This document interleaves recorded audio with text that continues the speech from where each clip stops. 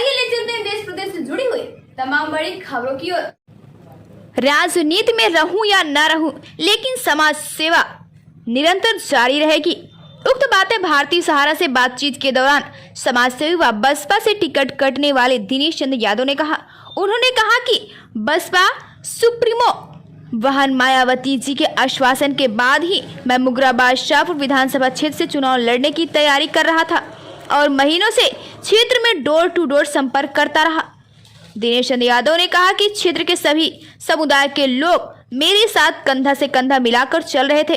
उन्होंने कहा कि अचानक बसपा कार्यालय से फोन आया कि मुगराबाद शाहपुर विधानसभा से बजाय मल्हनी से चुनाव लड़िए, जो मेरे लिए नामुमकिन था क्योंकि मैं शुरू से ही मुगराबाद शाहपुर विधानसभा क्षेत्र की जनता का सेवा करता चला आ रहा हूं।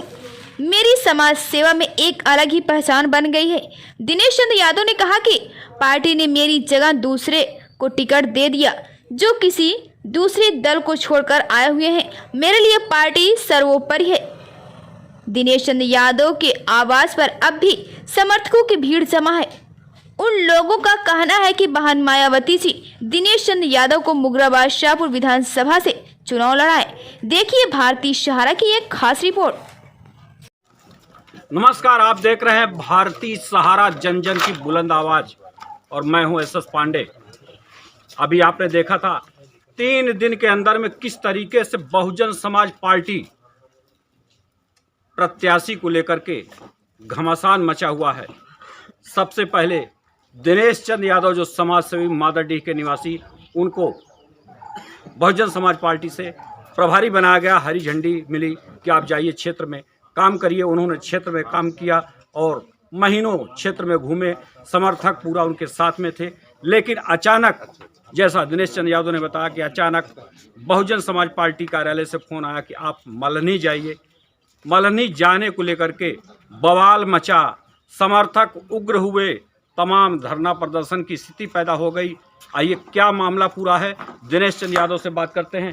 जिनको मुगराबाद शाहपुर विधानसभा क्षेत्र से प्रत्याशी नहीं प्रभारी बनाया गया था और आपको ये कहा गया था कि आप जाइए क्षेत्र में सेवा करिए। आप मुगराबाद शाहपुर में पूरा घूम करके जनसंपर्क डोर टू डोर किए, समर्थक आपके साथ थे। अचानक आपके साथ ऐसा हादसा हुआ, जो कैसे हुआ, क्या है मामला पूरा? मामला के बारे में तो मुझे खैर इसके बारे में कुछ समझ में खुद नहीं आया, क्योंकि मैं तो जब वहाँ से निकला था 31 दिसंबर को, तो बहन जी ने आशीर्वाद दिया था कि आप समाज में जाके अपना प्रचार प्रसार चालू करिए। उसके बाद ही मैं यहाँ पे आया था आप लोगों के बीच में, और सडनली 2 दिन पहले एक फ़ोन आया कि भाई कि आपको मुगराबाद शाहपुर से आपको टिकट नहीं मिल पाएगा, आप देख लीजिए मल्हनी अगर हो सकता है तो मल्हनी से आप चुनाव लड़ लीजिए। तो चुनाव में तो जो पहले भी मैं कह चुका हूँ कि मुझे राजनीति जो है इसलिए नहीं करनी थी कि मुझे पैसे कमाने थे। मेरा उद्देश्य एक ही था कि जो समाज सेवा में पिछले 10 सालों से करता आ रहा था, 2-4 गांव तक जो सीमित था, उसको बहुत बड़े पैमाने पे करना था मुझे।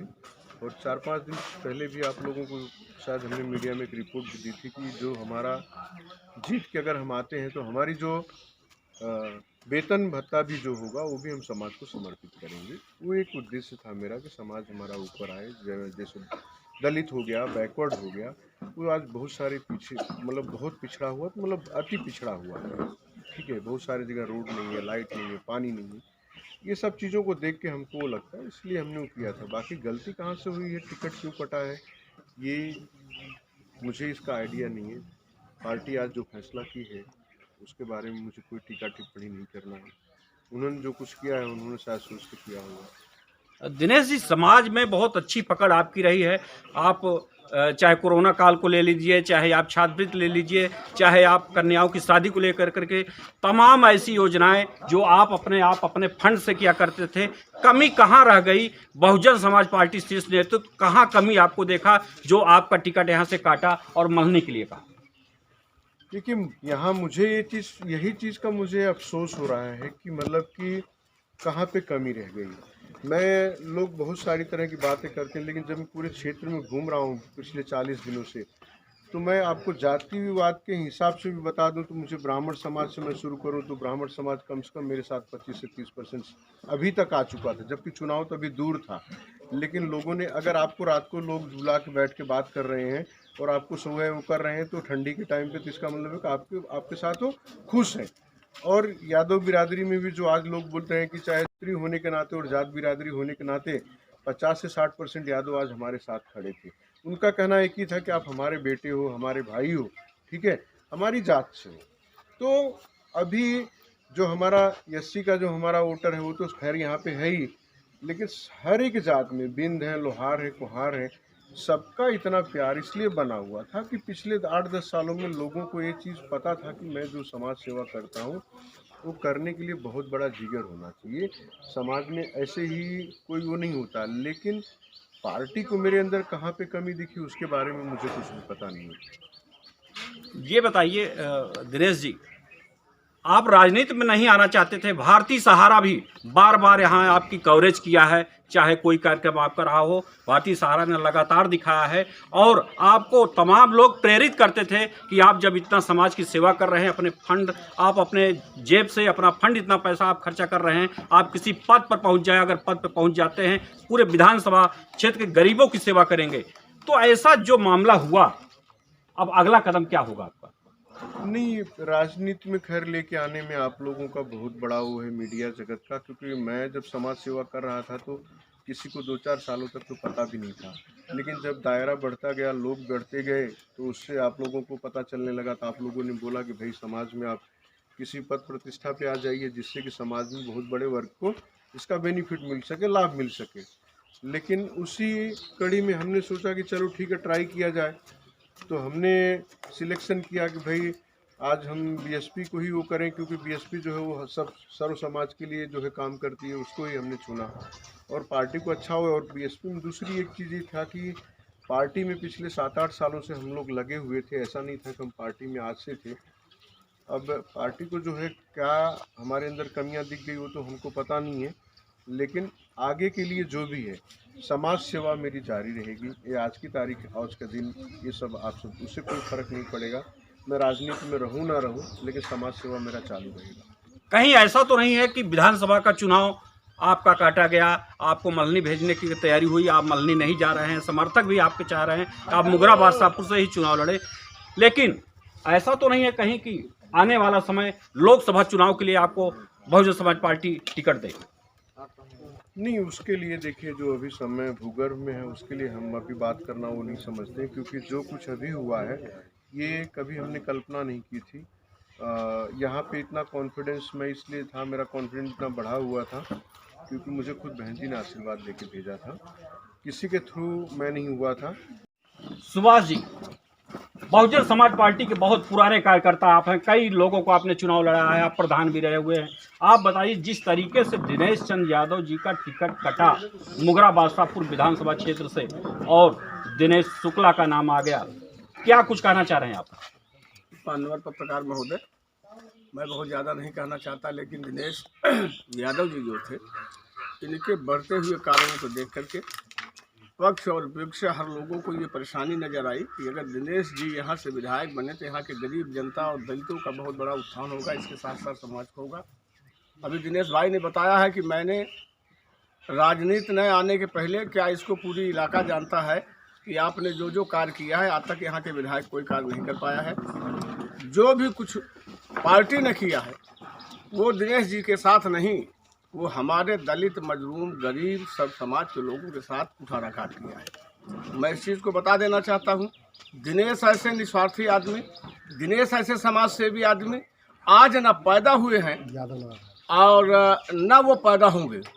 दिनेश के साथ हमारे यहाँ पत्रकार महोदय तमाम समाज के लोग उनके साथ थे, चाहे यादव हो चाहे वो ब्राह्मण हो। जैसा दिनेश चंद्र यादव ने कहा कि हमारे साथ ब्राह्मण भी थे, यादव भी थे, बिंद भी थे और हरिजन भी थे, तमाम समुदाय के लोग उनके साथ चलते थे। मान्यता देना चाहता हूँ दिनेश जी के साथ, जब इनका कारवा चलता था तो इनके साथ हर समुदाय के लोग चलते थे, चाहे ब्राह्मण हो, चाहे विश्वकर्मा हो, चाहे नाई हो, चाहे शर्मा हो, चाहे अनुसूचित जात के, चमार जात के हो, चाहे धोबी हो, चाहे पासी हो। इसी सब कारवा को देखते हुए यहाँ के जनप्रतिनिधि या और लोगों ने इनके इस व्यवहार से, इस कुशल से दिनेश यादव जी को इस तरह से इनके साथ उठा। ओके, क्या नाम है आपका? विनोद कुमार यादव। यादव जी, जी, अभी हमने देखा कि आप दिनेश चंद्र यादव के साथ तमाम जगह पर आप जनसंपर्क डोर टू डोर में रहते थे और बसपा का टिकट उनका कट गया, मुगरा बादशाहपुर विधानसभा से दिनेश शुक्ला को मिल गया। क्या कहना चाह रहे हैं आप? ऐसा है, जो समाज सेवी थे, आज बसपा पार्टी जो है दिनेश चंद्र यादव को भेजी थी कि जाइए आप समाज में सेवा करिए, आपको चुनाव लड़ना है, विधानसभा आपको तैयारी करिए। उनको विधानसभा तैयारी अपना 1 महीना 15-20 दिन वो क्षेत्र में चले और गरीबों की दुख सुख तेरही से लेकर शादी से लेकर हर एक चीज़ में शामिल हुए। और जो बीजेपी के एक दिनेश गुड्डू शुक्ला जो इंजीनियर हैं कहिया था, उनका कहना है कल आए वो टिकट लेकर चले गए, ठीक, और पार्टी उनको टिकट काट दी, पार्टी उनका टिकट काट दी। और दिनेश चंद्र यादव गरीबों चाहे 80 हो चाहे यादव हो, उनके यादव बिरादरी उनके साथ कम से कम 35% साथ में चलती थी। जैसे आप यादव हैं जी, तो युवा आपके साथ में थे, तमाम लोग आपके साथ में थे। कम से कम 200 यादव न युवक लड़के हमारे साथ हमेशा प्रचार करते थे। अब टिकट कट गया है, अब आप क्या करेंगे? देखिए, हम लोग तो किधर के भी नहीं हैं। 80 बिरादरी मान लीजिए यादव समाजवादी की पार्टी होती है यादव लोग, मगर फिर भी गरीबों के मसीहा, चाहे सपा कैंडिडेट हो चाहे बीजेपी का कैंडिडेट इस वर्तमान, और दिनेश चंद्र यादव के साथ ब्राह्मण भी जुड़े थे, यादव भी जुड़े थे। यानी आप यादव जो हो करके और इसलिए जुड़े थे कि दिनेश चंद्र यादव समाज की सेवा करते थे, गरीबों की सेवा करते थे, इसलिए आप उनके साथ जुड़े थे। जी, क्योंकि आज तक जब से 2007 से मैं राजनीति कर रहा हूँ, इसके पहले कोई विधायक न किसी घर जाता था, किसी न दुआर जाता था, न तेरहीम जाता था, न शादी में जाता। दिनेश चंद्र यादव एक ऐसे प्रत्याशी भेजे गए थे बसपा के जो गरीबी से पले हुए थे, किसी गरीबी के इंसान को। क्या नाम आपका? मेरा नाम भूपेंद्र उपाध्याय है। मैं ब्राह्मण समाज से आता हूं और मैं ये कहना चाहता हूं कि मैं ब्राह्मण होके दिनेश भाई के साथ हूं, दिनेश चंद्र यादव जी के साथ हूं। क्यों आप ब्राह्मण होकर के आप बहुजन समाज पार्टी के कैंडिडेट प्रभारी जो बनाए गए थे दिनेश चंद्र यादव जी, उनके साथ आपको? हम उनके साथ इसलिए हैं कि वो अच्छे आदमी हैं, गरीबों के लिए आधी रात तैयार रहते हैं, और जहाँ पे जो भी प्रत्याशी नया आ रहा है वो ठीक नहीं है, तो इसलिए हम दिनेश चंद्र यादव जी के साथ हैं, क्योंकि वो गरीबी से पढ़े लिखे हैं और गरीबी में बड़े हैं, तो इसलिए वो गरीबों का दर्द समझते हैं, इसलिए हम दिनेश चंद्र यादव के साथ हैं। मैं ब्राह्मण समाज से आता हूँ, बार बार यही बात कहूँगा कि मेरा समाज उनके साथ है और मैं भी उनके साथ हूँ। क्या अब भी उम्मीद जगी है कि कहीं दिनेश चंद्र यादव को टिकट दोबारा न मिल जाए बसपा से? अभी पूरी उम्मीद कायम है और हम अभी पीछे नहीं हटेंगे, क्योंकि हमें अपने भगवान पे भरोसा है कि भगवान जब हम लोग किसी के साथ गलत नहीं करें तो हमारे साथ और दिनेश चंद्र यादव के साथ गलत नहीं होगा।